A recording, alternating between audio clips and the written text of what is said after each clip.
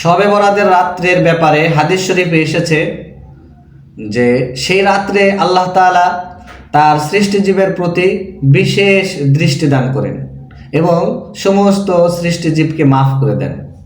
তবে কিছু হতভাগা এমন আছে যাদেরকে আল্লাহ তাআলা মাফ করেন না। শবে বরাতের সেই মহান রজনীতেও যারা মাফ পায় না, যারা ক্ষমা পায় না, তেমন কিছু সংখ্যক মানুষের লিস্ট বলবো যারা শবে বরাতের রাত্রেও ক্ষমা পায় না। তো আপনি যদি সেই লিস্টের ভিতরে পড়ে থাকেন তাহলে অবশ্যই আপনি সেই লিস্ট থেকে বের হয়ে আসবেন, নতুবা আপনার দোয়া ইবাদত এগুলো শবে বরাতের রাত্রে কবুল হবে না। তাই আমরা সেই লিস্টে আছে কিনা একটু মনোযোগ দিয়ে শুনবো এবং বোঝার চেষ্টা করব। যদি থাকি সেই লিস্টে তাহলে আমরা সেই লিস্ট থেকে বের হয়ে আসব। তো শবে বরাতের সেই মহান রজনীতে যাদেরকে মাফ করা হয় না এমন মোট 9 শ্রেণীর মানুষ আছে।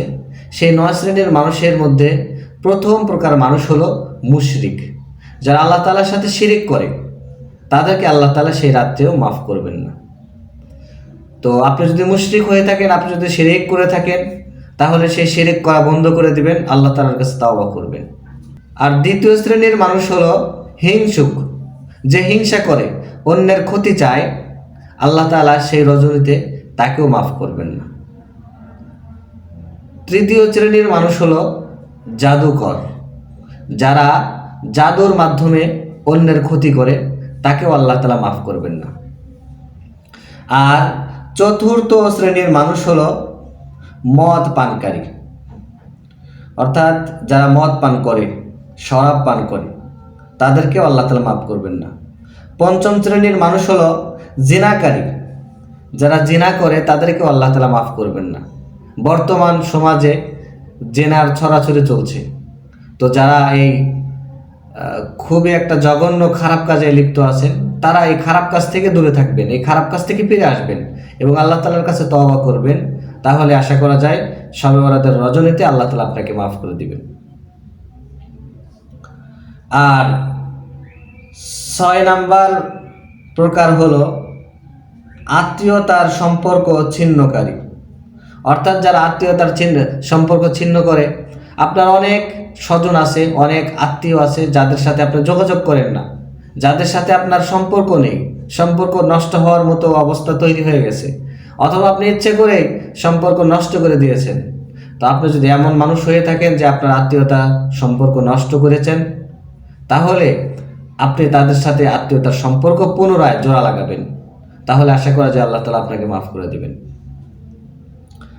আর 7 নাম্বার শ্রেণী হলো পিতামাতার অবাধ্য সন্তান, যে সমস্ত সন্তান পিতামাতার কথা শোনে না, পিতামাতার সাথে ঝগড়া করে, তাদের অবাধ্য হয়, ওই সমস্ত সন্তানও সেই শবে বরাতের রাত্রে ক্ষমা পাবে না। তাই যে সমস্ত সন্তানেরা পিতামাতার কথা শোনো না, তারা অবশ্যই পিতামাতার আনুগত্য হয়ে যাবে এবং পিতামাতার কাছে মাপ চাইবে যে বাবা আমাকে মাফ করে দাও, মা আমাকে মাফ করে দাও। তাদের কাছে মাপ চাইবে, তারপর আল্লাহ তাআলার কাছে মাপ চাইবে। তো আশা করা যায় সেই শবে বরাতের রাত্রে আপনি মাপ পাবেন। আর 8 নাম্বার প্রকার হলো পরনিন্দাকারী, যে অন্যের সমালোচনা করে, অন্যের খারাপ আপনার কাছে বর্ণনা করে, তো এই ব্যক্তিও মাপ পাবে না। আর 9 নাম্বার ব্যক্তি হলো বা 9 নাম্বার শ্রেণী হলো কৃপণ, যারা আল্লাহর রাস্তায় দান করে না, কোনো গরিব দুঃখীকে দান করে না, শুধু সম্পদ জমা করতে চায়। এই শ্রেণীর মানুষও সেই শবে বরাতের মহান রজনীতে ক্ষমা পাবে না। তো সুপ্রিয় দর্শক শ্রোতা, দিনী ভাই ও বোন, এখানে যে 9 শ্রেণীর মানুষের কথা বলা হলো, আপনি যদি এই 9 শ্রেণীর কোনো এক শ্রেণীতে অন্তর্ভুক্ত হয়ে থাকেন, অবশ্যই আপনি সেখান থেকে বের হয়ে আসবেন, আল্লাহ তাআলার কাছে মাপ চাইবেন এবং শবে বরাতের রাত্রিতে ইবাদত করবেন।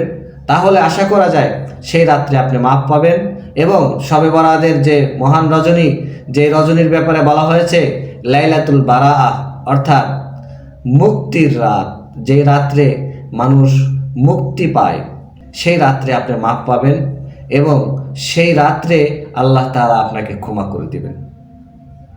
তো আল্লাহ তাআলা আমাদের সবাইকে তৌফিক দান করেন, আমরা যেন এই সমস্ত খারাপ শ্রেণী থেকে, এই সমস্ত খারাপ স্বভাবের মানুষ থেকে বের হয়ে আসতে পারি।